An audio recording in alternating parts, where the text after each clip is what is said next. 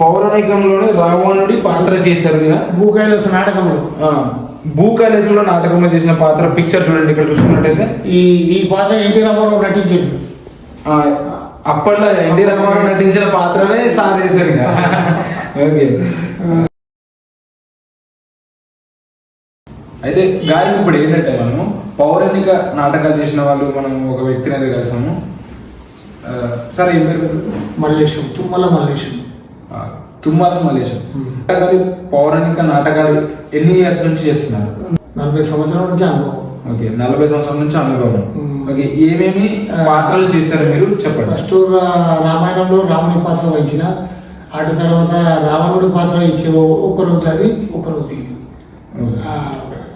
అట్లా. మళ్ళా శ్రవణ కుమారుడు తల్లిదండ్రులు ముసలుడు, ఆ ముసలుల సంగతి విషయం కూడా ఇష్టం. ఒకరోజు కేవడ